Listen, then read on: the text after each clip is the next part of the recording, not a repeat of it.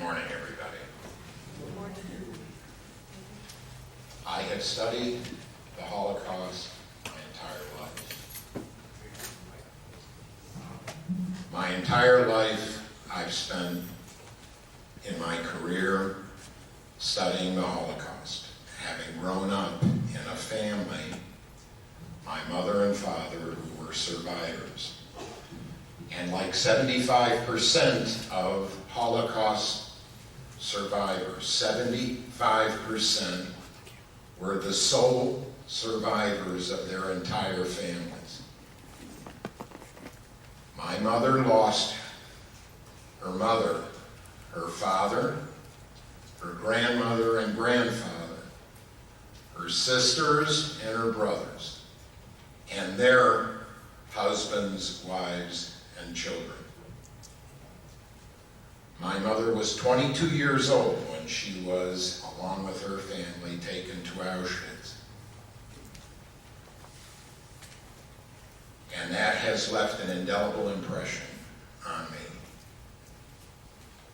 I buried my mother last year at age 95. What my mother taught me about the strength to survive is something I could never have learned from anybody.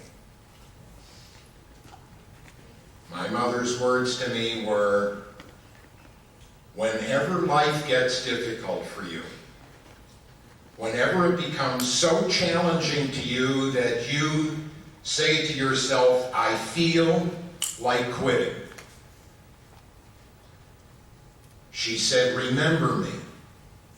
Remember everything I went through.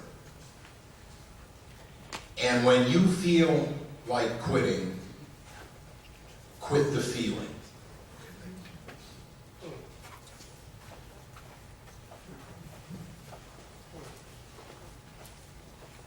I have studied every aspect of the Holocaust, from the days of robust Jewish life in Poland, where most of our people were,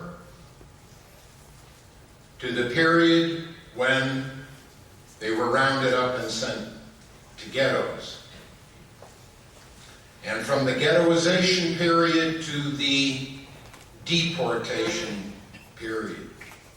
And from deportation to extermination. And as a matter of fact, at the end of this year, I'll be giving another talk on life in displaced persons camps for those very, very few children that survived. So let's understand something. The vast majority of children, Jewish children, did not survive. 94% of Europe's pre-war Jewish children perished. 94%. 216,000 Jewish children were sent to Auschwitz. 400 survived. 400 out of 216,000. It's no coincidence that that percentage is roughly the same percentage of Jews in relation to the population of the world. There are 14.5 million Jews in a world population of 7.5 billion. The math is 1/10 of 1%. 1/10 of 1%, ladies and gentlemen. If there were 1,000 people in the room representing everyone on earth, there would be one Jew. 1/10% of the children sent to Auschwitz survived. Roughly the same percentage of all Jewish children in Poland before the war. 1 million Jewish children in Poland before the war, 1/10% survived.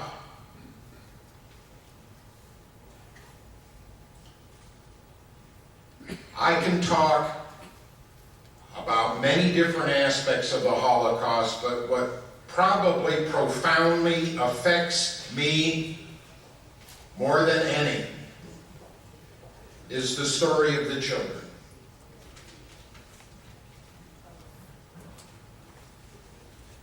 This is one of the most difficult presentations I make.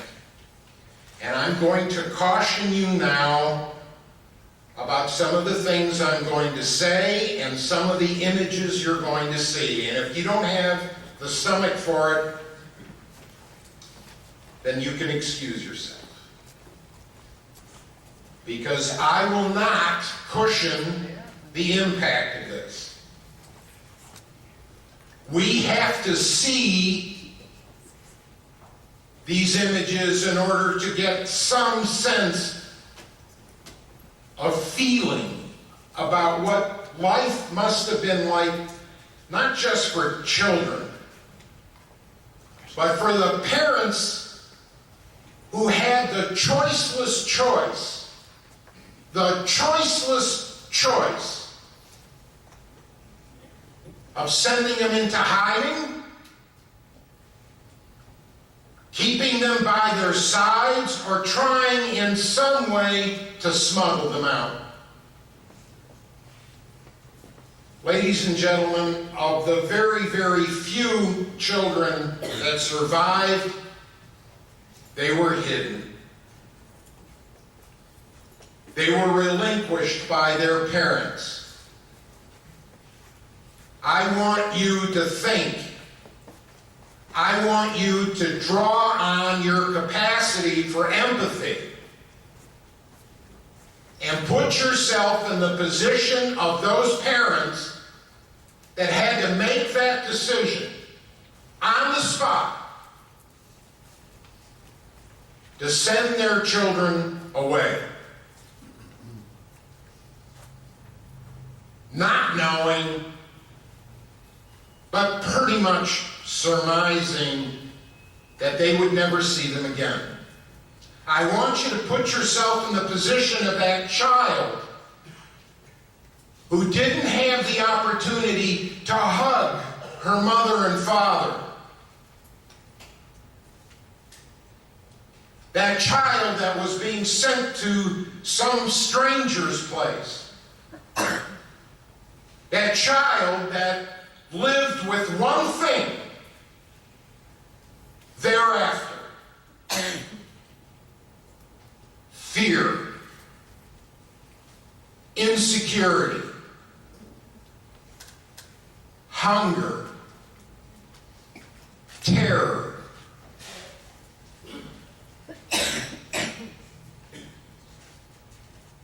Why is this difficult for me and for you? Because when you think of a child, you think of innocence. You think of defenselessness, hopelessness when they have no parents, helplessness, dependency.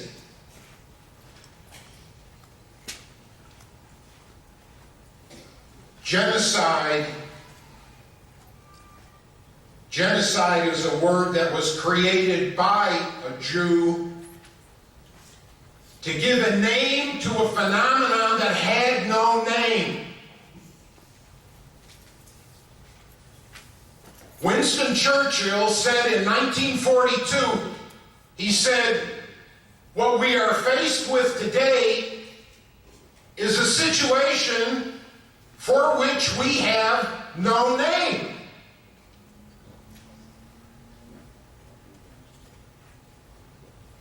In 1944, a man came up with a name that he cobbled together from Latin and Greek: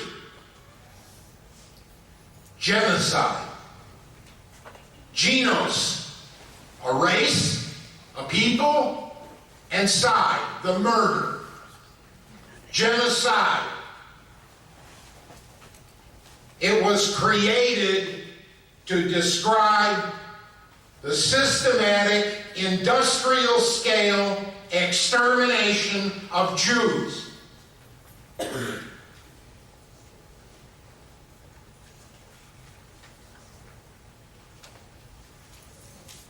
One thing Jewish people have known throughout our history is what slaughter is what mass murder is. And like yesterday, what a massacre is. We know all too well.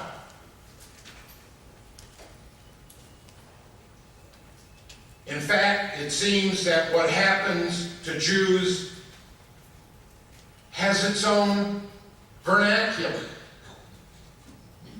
The Holocaust. The Holocaust doesn't refer to other genocides. And by the way, there have been 27 other genocides since ours. But we don't call that the Holocaust. The Holocaust is like the speed of light. Einstein said nothing exceeds the speed of light. We can't come close to the speed of light. In fact, since astronomy is my avocation, when you try and wrap your mind around 6 million, we can't. We can't fathom that number.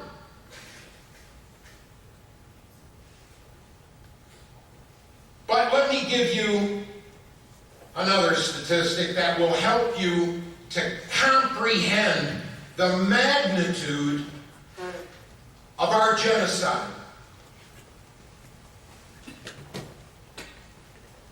There is 525,949 minutes in a year. 525,949 minutes in 1 year.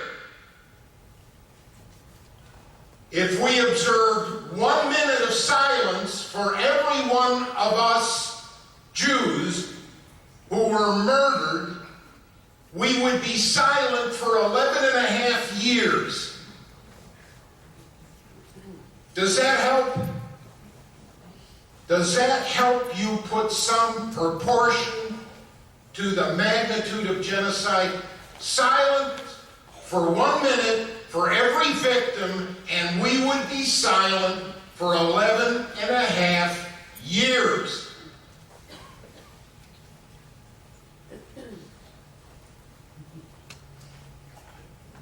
But genocide, the genocide of the Jewish people, genocide is considered the crime of all crimes.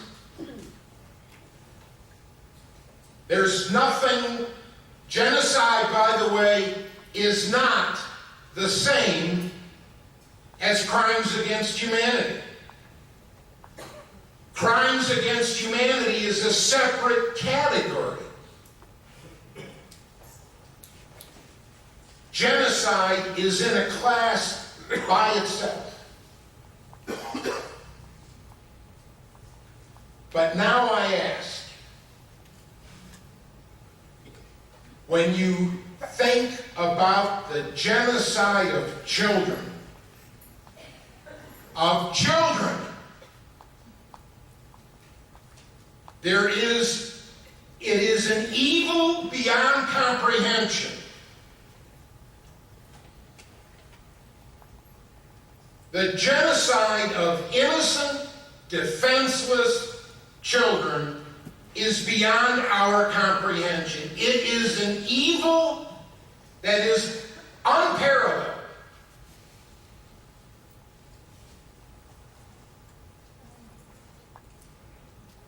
$1.5 million Jewish children, 1.5 million perished.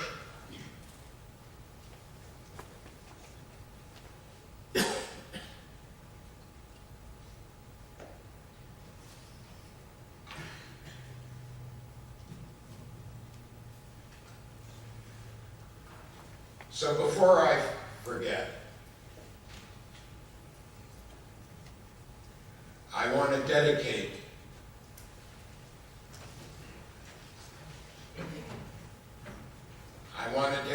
my lecture today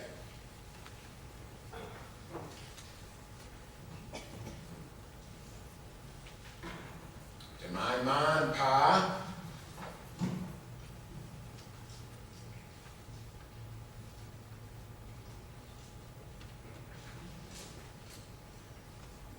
and to the aunts and uncles I never knew.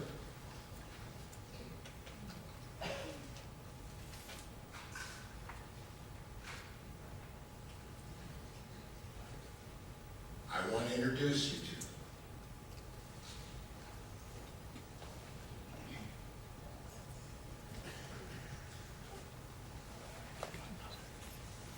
When this technology starts.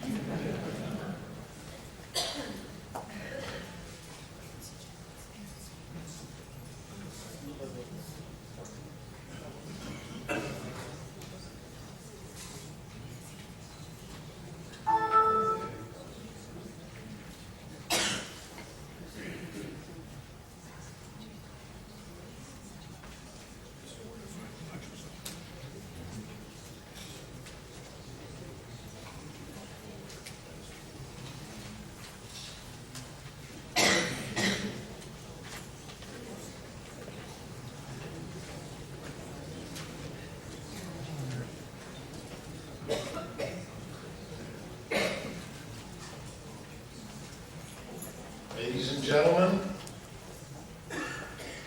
what you see here is a rare image of my aunts and uncles.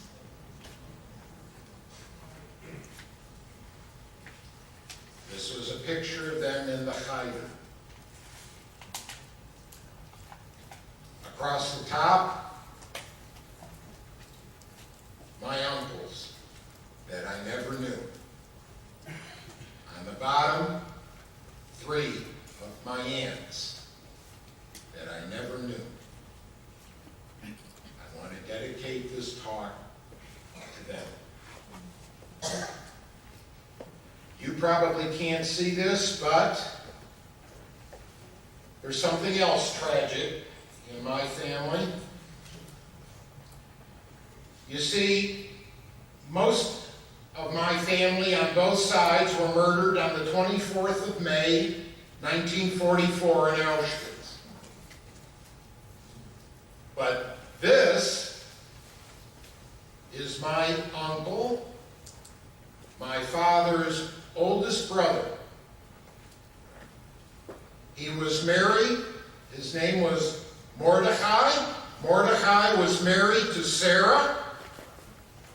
And between them, they had 4 children. Chaim Zev, age 9. Malka, age 7. Aharon, age 5. And Frida, age 3. They have the distinction of being victims of the very first mass murder of the Final Solution. The very first mass murder of the final solution. No, it was not Babi Yar. Babi Yar occurred 2 months later. If you know anything about Babi Yar was the place outside of Kiev in Ukraine where 33,500 Jews were the victims of what they call Holocaust by bullets. 1941. The very first mass murder of the final solution was in a place called Kamenets-Podilsky. Kamenets-Podilsky. And on this form, it actually indicates the place where they were murdered. In the very same way. Dug their own mass grave and shot on the spot. My uncle, my aunt, their 4 children, and 24,000 other Jews in 2 days. 2 days. Holocaust by bullets, ladies and gentlemen, was the cause of 2 million of our 6 million Jewish deaths. Do you understand that? Not everybody died in concentration camps. Not everybody died of starvation or in a gas chamber. That image that I had on my very first slide is engraved in my memory.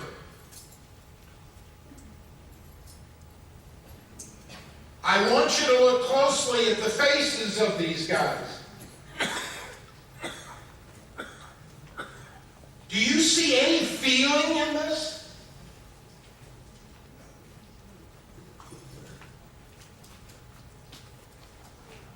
Okay, let's move on. 1933, Hitler rises to become chancellor, and now they enact a law for the prevention of the hereditarily diseased. Believe it or not, ladies and gentlemen, 300,000 people with disabilities. 300,000 were murdered by injection and by gas. Oh, you're wondering, but Dr. Berkowitz, they didn't have gas chambers in 1933. Excuse me. They did. They were in vans. That's right, vans. They took small rooms and they piped in carbon monoxide from a diesel engine. It was a horrible way to die because it took a long time.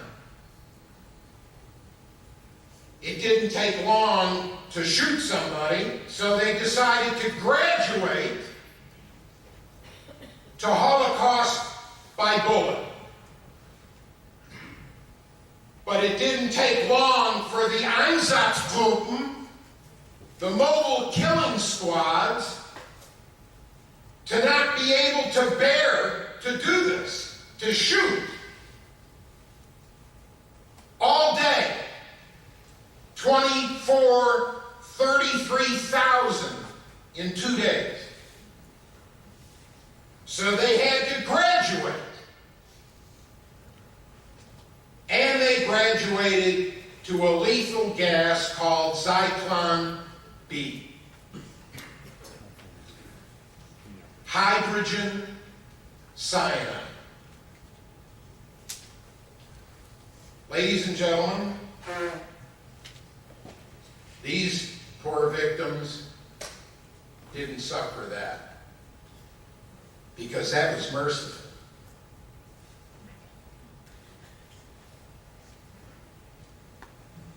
Oh, and by the way, the law that I mentioned for the prevention of the hereditarily diseased offspring, also justified as a matter of public policy. Public policy. This was not a secret. This happened as a matter of public policy, because people bought into the eugenics argument. Eugenics, a state-sponsored intervention to cleanse the gene pool and to root out the Untermenschen. The Germans called this Leben unwertes Leben, life unworthy of life. What you see are people who were defined as unworthy of life.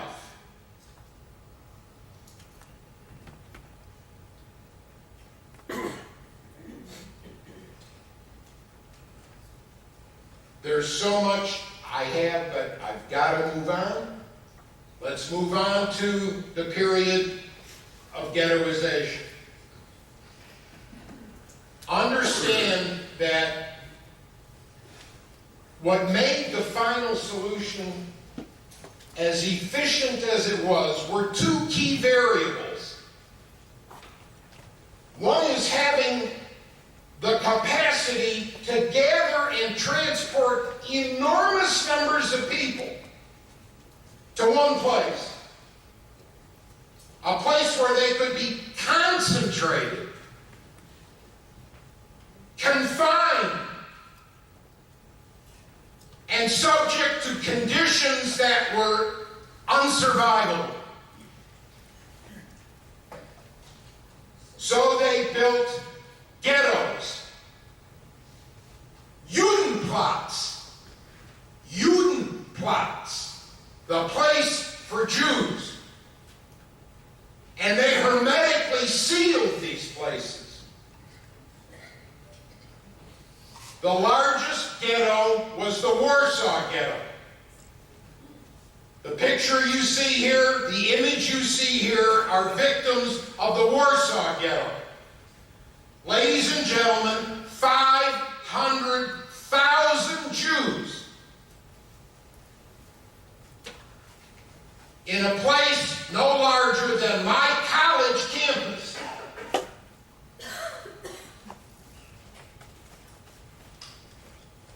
There wasn't a place for everybody to shelter. The ghetto, they built a wall around the Warsaw Ghetto. It's there today. And they hermetically sealed it. Was it permeable? Yes. In other words, they had gates where people were, certain people were permitted to come and go. But most of the Jews couldn't. I say most. That means that some got out. They got out. If you go to Warsaw today, you can actually go and see the sewer systems that they went through. In 1 year, 100,000 of that 500,000 died of starvation and exposure. Most, you can see here, were children.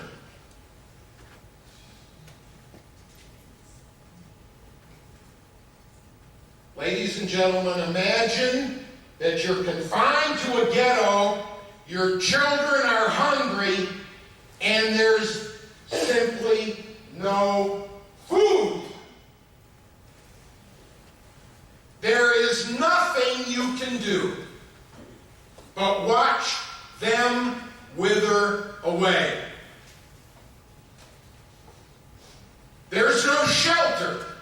is Warsaw. Have you been in a Balkan winter? I have. It's unbearable. It's bone-crunching cold. And remember, when they were gathered up to go to the ghetto, they could only take what they could carry.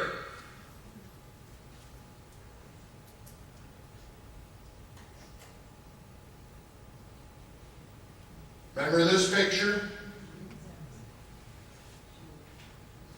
This was not the Warsaw Ghetto. Schindler's List was not about the liquidation of the Warsaw Ghetto. This was Krakow. This is the one color slide image in that entire movie.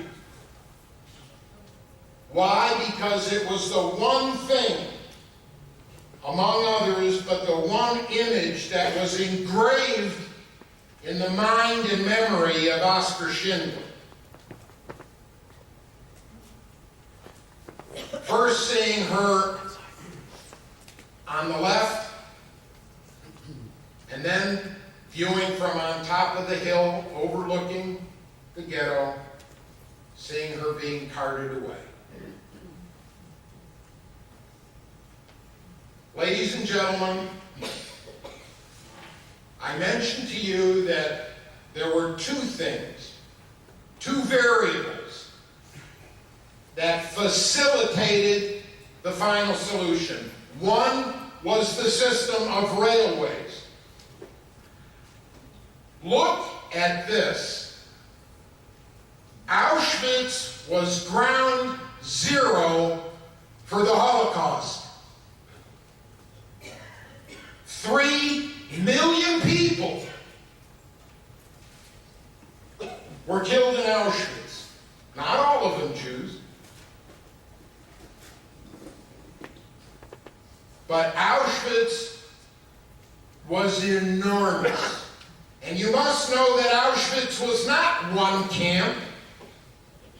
And then I know some of you know there was Auschwitz-Birkenau, though it was not 2 camps. And I know some of you know that Monowitz was a labor camp. No, it was not 3 camps. Auschwitz was 40 camps. And oh, by the way, if you think you can count the number of concentration camps or name them, there were 42,000. Do you hear me? 42,000 concentration camps throughout Europe. But the 6 death camps, the 6 extermination camps,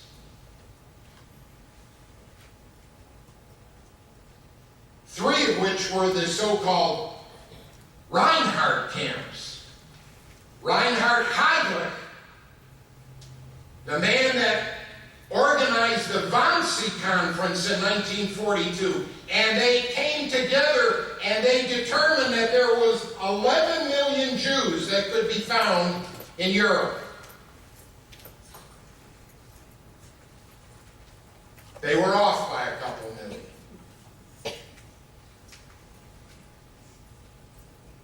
But it was at that conference that the final solution to the Jewish question was decided. And what made it so efficient, in part, was this railway network. Look closely at the distances from Rome, from Corfu. These trains were loaded with people. Typically, the average trip to Auschwitz was 4 days.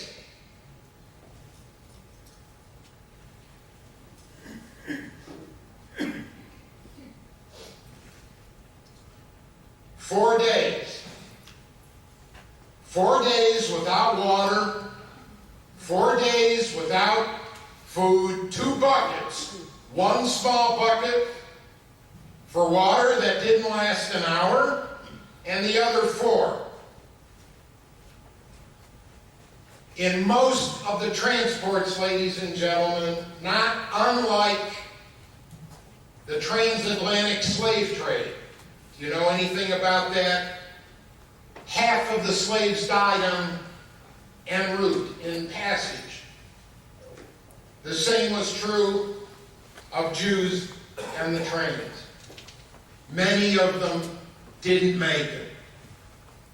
In one case, the longest single trip was from Corfu. The trip took 18 days to get to Auschwitz. 18 days. When he got to Auschwitz, there was not one living person on the train. The railway network, not only the tracks that were laid, but ladies and gentlemen, there were 1,600 trains. Can you imagine? 1,600 60-car trains. When I say train, I'm not talking about the wagon, the car. One train, 60 cars. No, they were not passenger cars. They were freight cars. They were cattle cars. They were 10 feet wide and 30 feet long. They could fit 50 people per car. But they put 100 in each car. No one could sit.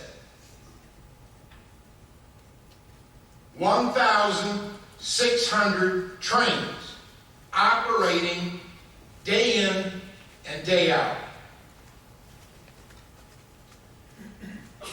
How can you talk about the children of the Holocaust and not talk about 13-year-old Anne Frank? The diary of Anne Frank herself, if anything represents, or anyone represents, a eulogy for the children of the Holocaust, Anne Frank does. Look at what this young girl writes. In spite of everything, I still believe that people are really good at heart. I can't build up my hopes on a foundation consisting of confusion, misery, and death. I see the world gradually being turned into a wilderness. I hear the ever-approaching thunder, which will destroy us too. I can feel the sufferings of millions, and yet, if I look up to the heavens, I think that it will all come right, that this cruelty too will end, and that peace and tranquility will return. Anne Frank, 13 years old, her father, Otto, knew in 1933 it was time to leave Germany. And he did, and absconded with his family. Anne and Margot, her sister, older sister. And they went to Amsterdam. Otto Frank and his wife Edith, they had a business they started there until the Nazis came. But he had enough time to start developing his little hiding place in the annex. They spent 2 years in that annex. Not just the 4 Franks, but 4 other people. 2 years. And then they were discovered. Oh, I'll bet you didn't know that people were paid to turn in Jews. We know who turned in Anne Frank. It was the woman that cleaned Otto Frank's office. Did you know that? Did you know that Anne had a diary? Of course he did. It was a gift from her mom and pop for her 13th birthday. You understand that the diary of Anne Frank was her confidant. It was her friend. The diary. She dialogued with her friend. Her friend comforted her. She even named her diary. Did you know that? She named her diary Kitty.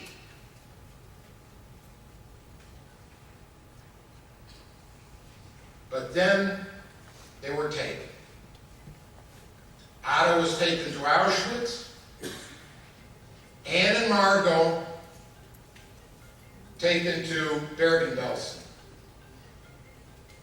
The last camp my mother was in.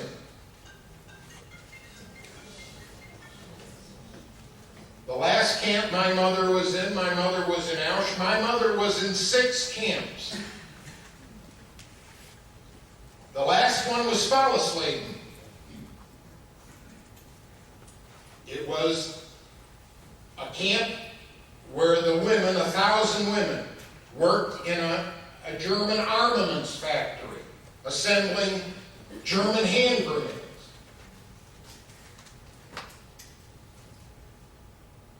It was a sub-camp of Bergen-Belsen.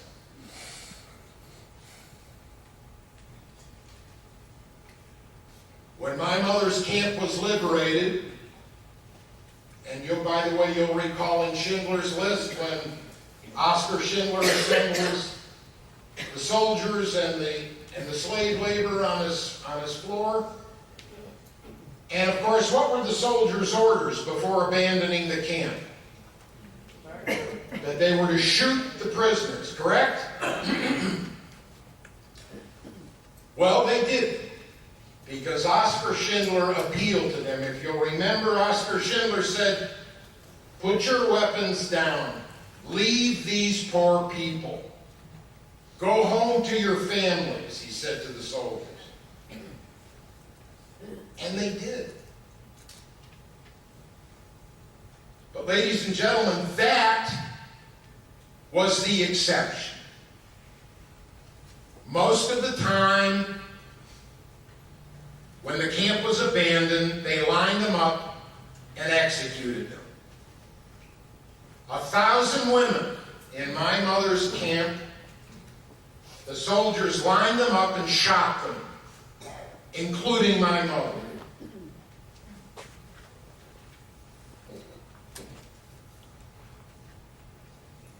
"30 hours later, when the camp was liberated, the soldiers walked into a huge space and saw nothing but corpses. And they heard a few moans and groans. And one of them was my mother.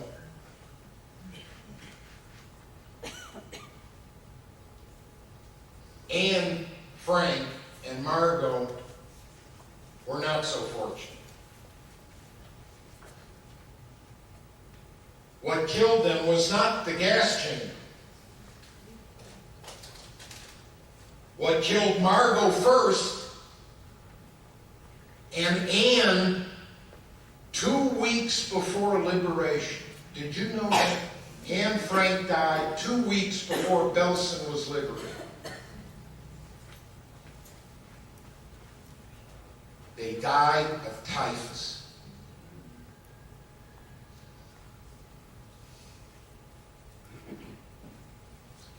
We played, we laughed, we were loved, we were ripped from the arms of our parents and thrown into the fire. We were nothing more than children. We had a future. We were going to be lawyers and rabbis, wives, teachers, mothers, we had dreams. Then we had no hope. We were taken away in the dead of night like cattle in cars, no air to breathe, smothering, crying, starving, dying, separated from the world to be no more. From the ashes, hear our plea. This atrocity to mankind cannot happen again. Remember us, for we were the children whose dreams and lives were stolen away.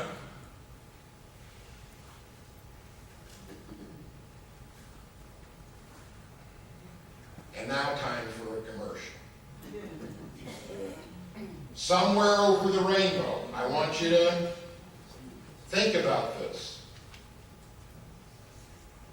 Question: was this song, this very famous children's song, the song that was chosen to be the #1 song of the 20th century? Was this about the Holocaust?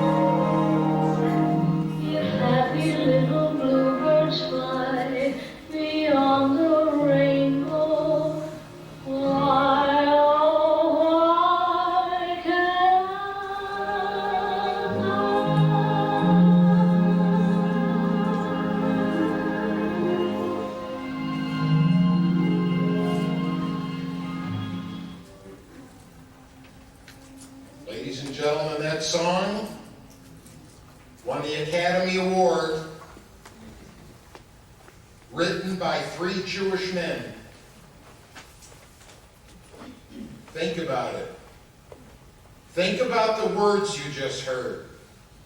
Can you imagine a little girl in a concentration camp, imagining a place where she could wake up without any worries? High above the chimney tops?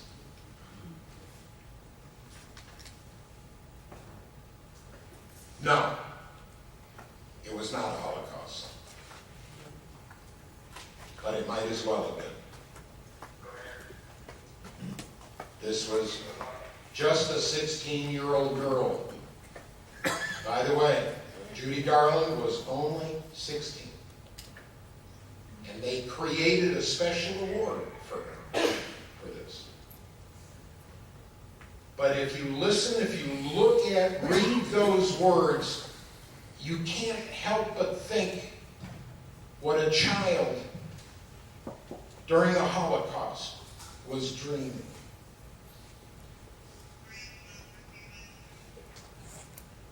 We talked about the trains. I couldn't do a presentation like this without you seeing the inside of one of these cattle wagons.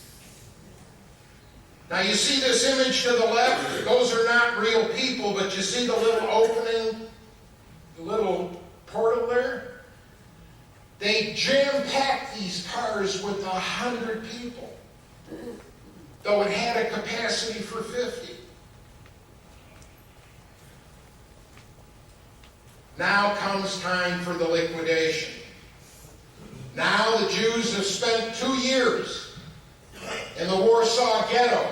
Now they're being marched to the square on the right.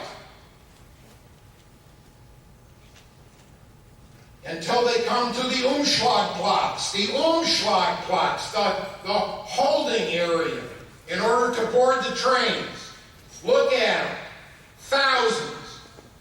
But remember, 60 car trains, 100 people per car, 6,000 people deported in one train.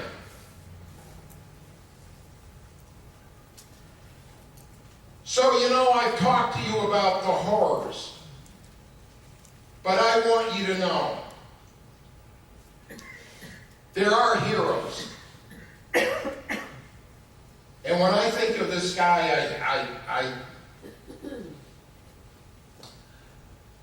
I'm so inspired by Janusz Korczak. This guy died when he was my age. A pediatrician, a great teacher. He was the Dr. Spock of his time. He was so well known that even the Nazis said to him, "You don't have to go." He was a pediatrician, a doctor, a teacher, an author.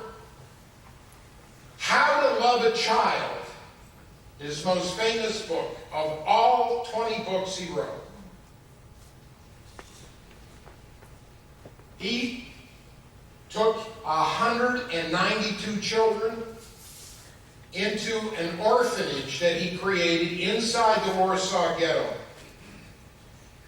And when finally the day came for them to go, this is liquidation day, August 5, 1942. Look closely at this picture, ladies and gentlemen. He's out in front leading his children, holding their hands, and he has them dressed in their finest Shabbat clothing. This was the kind of man who I have no doubt was honest with the children on that day and said to those children, wherever we are going, the most important thing is that we will go together.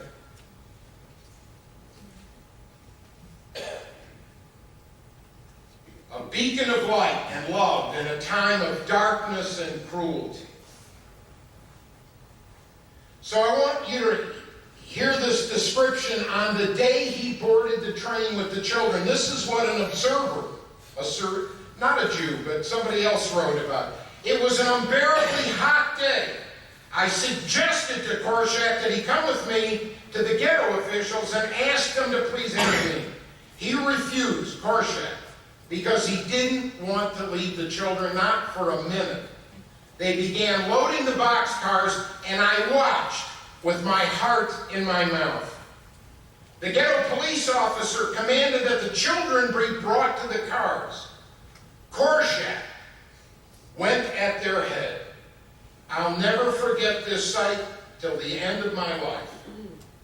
The children went 4 by 4. Korczak went first with his head held high. When a ghetto policeman saw Korczak, you know, the ghetto police were Jews. When the ghetto policeman saw Korczak, they snapped to attention and they saluted. "Who is that man?" asked a German officer. All he could do was sell. And so here we go. Now they're boarding the trains. I just want you to see how this was done. This today, these are the memorials to Janusz Korczak in Poland on the left and Israel at Yad Vashem. And oh, those stones on the right image, you know where those came from, right? Look at all of them. Janusz Korczak, 192 children, Jewish children, and all of the people in the Warsaw Ghetto were deported to Treblinka. Ladies and gentlemen, Treblinka was an extermination camp. Treblinka was not Auschwitz. When people got to Treblinka, they didn't separate them into those that go to work and those that go to the gas chamber. Everyone at Treblinka died. 950,000. I gave a speech 8 months ago, and somebody after came up to me and said, Dr. Berkowitz, I want you to meet my husband. A family member of his was a survivor of Treblinka. And I said, no, he wasn't. Well, yes, no, he wasn't. She called me 2 months later, and she said, Dr. Berkowitz, I want to thank you on behalf of my husband, because he did find out that this person survived a different camp. 950,000 people taken to Treblinka, and all of them died. What you see on the right here, if you've ever been to Treblinka, these are boulders. And Janusz Korczak and Zilchi and the children. Janusz Korczak and the children is on this monument. And in Israel, 1962, to honor this man, they put him on a postage stamp. There's another hero. And you know, I can't help but digress for a moment, and I know I'm running out of time, but please, does anybody want to leave? Please let my boss know that it's okay. What bothers me to no end is how we loosely define a hero today. Yes or no?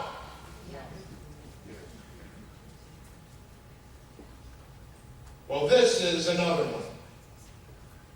Recognized as righteous among the nations, Irena Sendler. Irena Sendler was in her 20s, not Jewish, Polish Catholic, who was one of those who had access in and out of the Warsaw Ghetto. And guess what? She went around and she talked to people like you and me in that ghetto, and she asked them to give her their children. Can you imagine? A 20-something coming up to you, seeing that your children are starving, you're not in very good shape, but she's saying to you, I would like your son. Give me your son. He will stand a better chance. And you know what she did? She took infants. Because she was a nurse, she took infants. She administered a sedative, and then she wrapped them in gift packages. and snuck them out one at a time. Now, I know you're saying, no, wait a minute. She didn't do that 2,500 times. Right, she did not. She did have a secret. She knew of the one tunnel that the Nazis didn't know about, under a building that tunnel took them out of the ghetto. And every day she'd come in and lead another group out. And the last thing she did for the bigger children, she gave them sedatives too, and put them in coffins, and had them wheeled out in coffins. Is that an amazing story? Oh, but one day they opened a coffin. They saw what they thought was a lifeless body breathing. They busted her. Oh, and they busted her arms and legs. They broke her arms and they broke her legs to make her talk, to make her reveal with whom she was collaborating to smuggle these children out. Well, Irena Sendler's story was little known. She survived the war until three teenage girls in rural Kansas were doing a project that Lauren and I wish our own students would learn to do. And we promise we will do that, Lauren. We're going to rescue Holocaust education.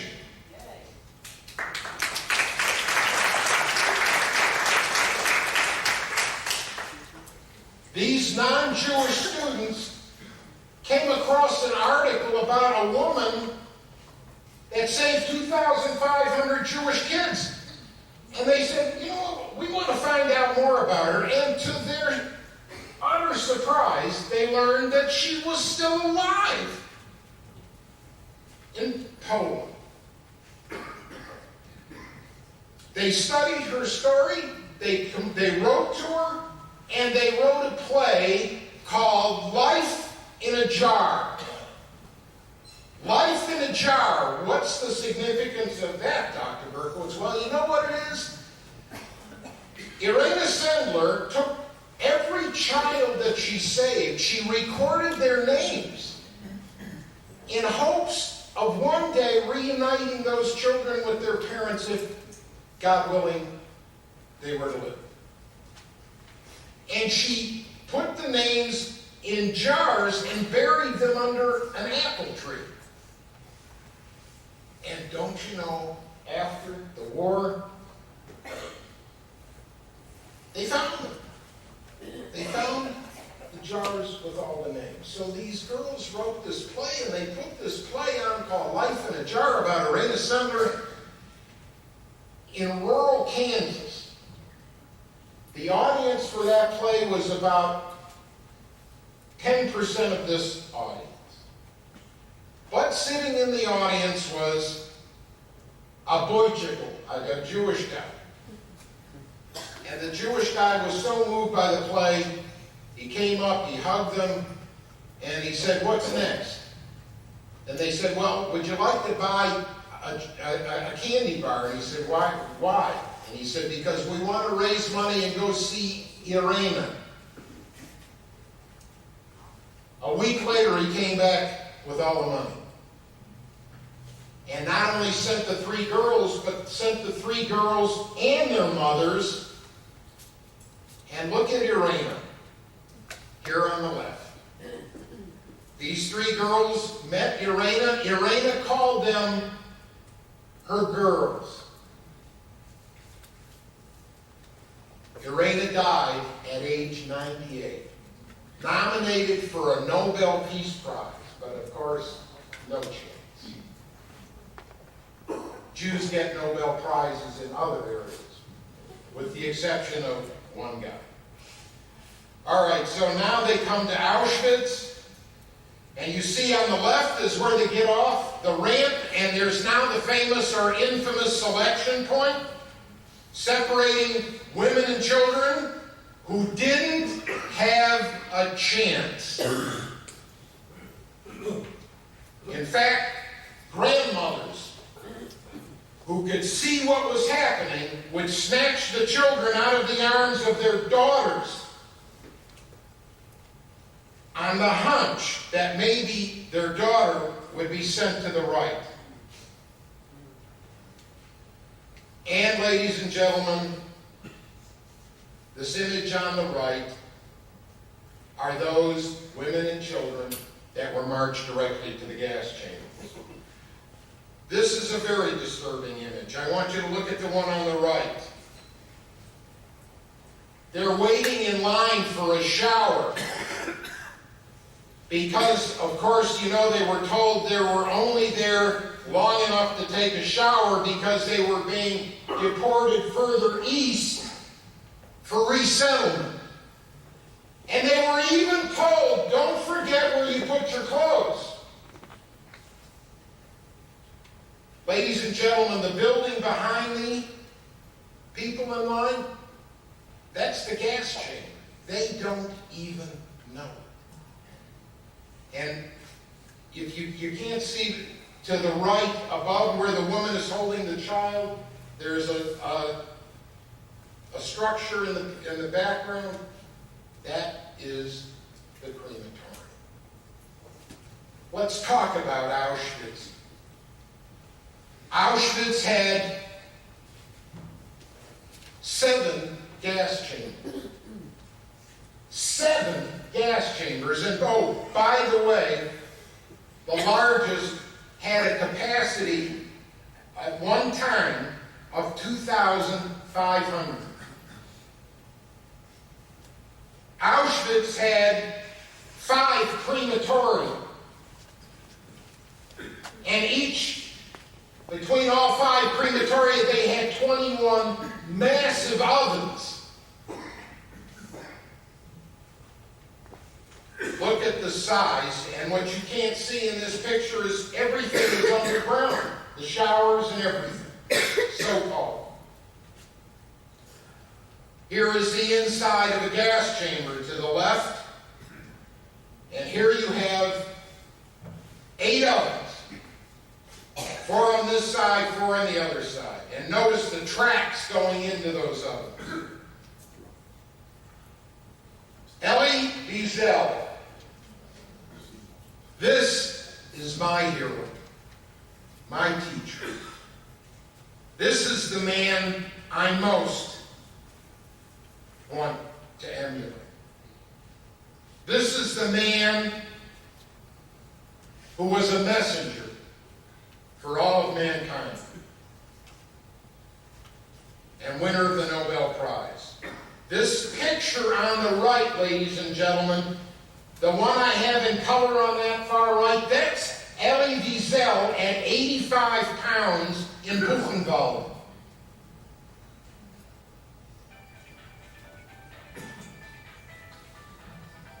Have you ever heard his piece on Never Shall I Forget? Has anyone? Never shall I forget that night. The first night in camp that turned my life into one long night, 7 times sealed. Never shall I forget that smoke. Never shall I forget the small faces of the children, whose bodies I saw transformed into smoke under a silent sky. Never shall I forget those flames that consumed my faith forever. Never shall I forget the nocturnal silence that deprived me for all eternity of the desire to live. Never shall I forget those moments that murdered my God and my soul and turned my dreams to ashes. Never shall I forget those things, even were I condemned to live as long as God himself. Never.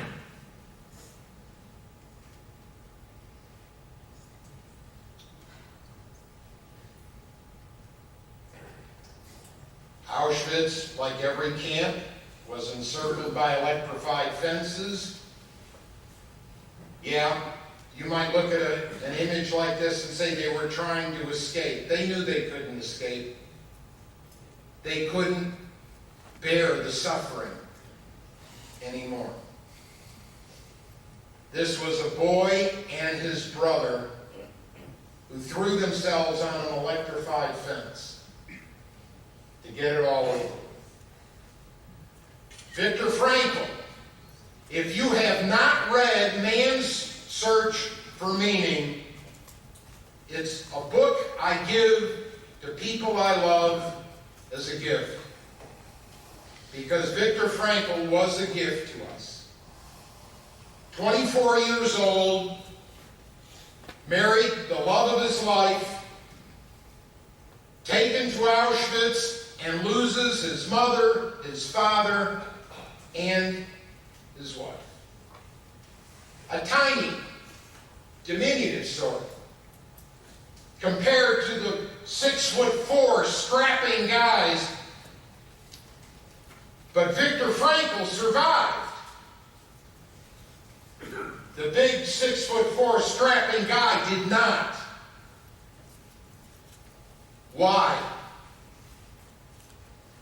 Because Viktor Frankl said, they can take everything else from you. They can take your dignity. They can take your life. What they can't do is control your response to it. There must be meaning even in suffering.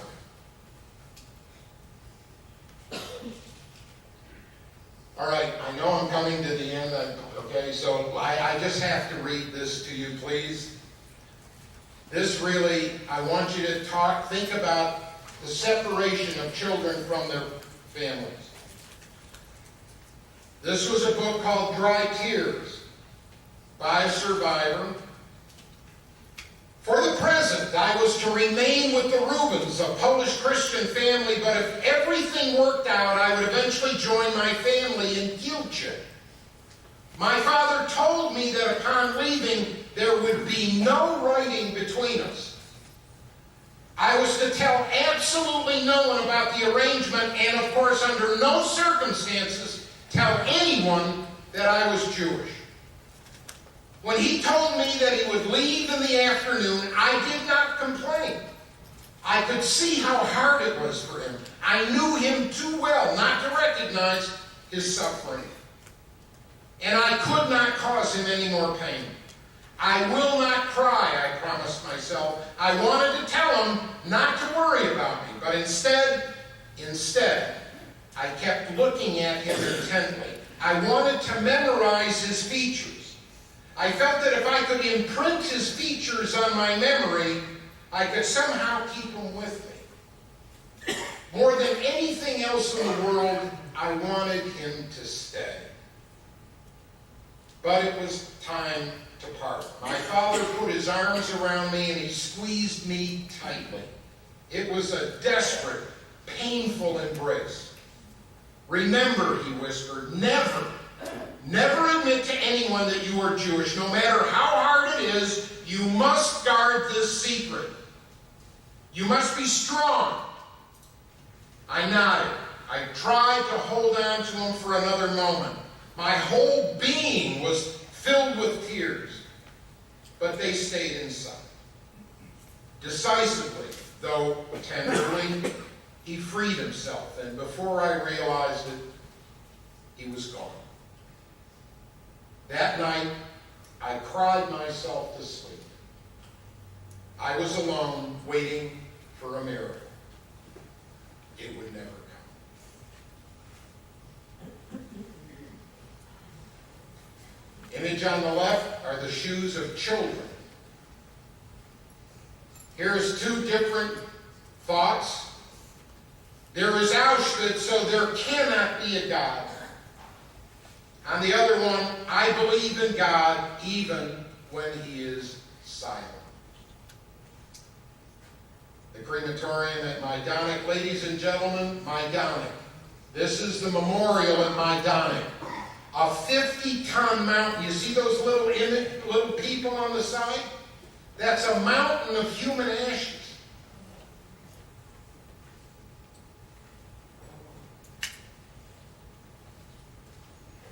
I'm going to have to skip these. The children of Izieu is another horror story. 44 children in France. By the way, one of your exhibits in that Yad Vashem put up here has this story. The children of Izieu in France. This is where the infamous Klaus Barbie, the butcher of Lyon, came. One day, grabbed 44 children, heaved them on trucks like sacks of potatoes, and took them off and murdered. This man, look at when he died, ladies and gentlemen. This man survived because he was helped by our own government, living in South America. Here's another hero. I'm going to just go through, I can't tell you this story. I want to bring this to a close. My spirit refuses to share the prejudices of Mr. Hitler. This is a famous story of the children of Chibon, France. 400 children saved by non-Jews. These are the pictures, 1943, of the children of Chibon. And here they are in 1996. That is a hero. Chauvier saved the Jewish children because they were Jewish.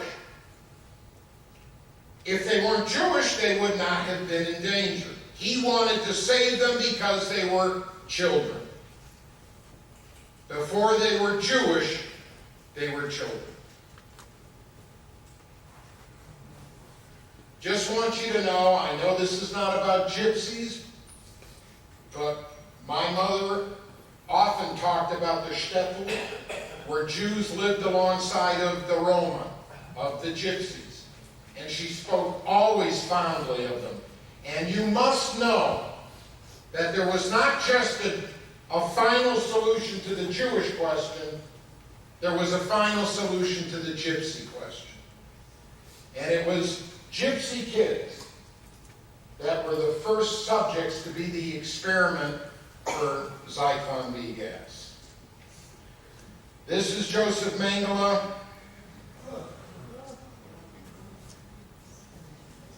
Yep, ladies and gentlemen, the angel of death. You have no idea. There were actually survivors of his infamous experiments, breaking the bones of children to test their threshold of pain, putting them in rooms to see how much cold they could withstand, injecting their eyes with a chemical to change their eye color. And he had a thing about twins, as you can see. 3,000 pairs of twins were the subjects of his experiment. This is the infamous Block 10 at Auschwitz, where he conducted these experiments. And oh, by the way, this is him in the 1970s in Brazil, enjoying an outing with friends. Oh, by the way, you notice where I say thank you, ICRC?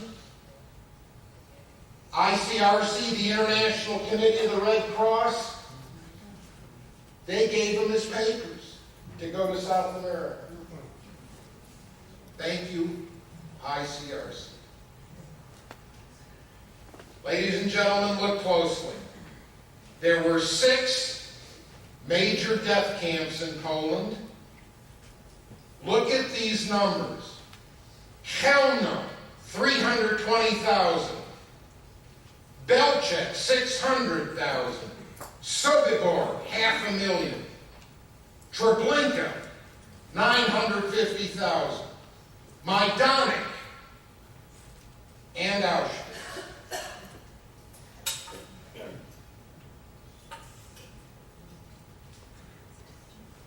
Yes, she's holding a child. And oh, by the way, look to the left of the soldier standing. What do you see? Two more? And so we come to people like this guy, a doctor, who was responsible for the T4 program. Well, anyway, ladies and gentlemen, I think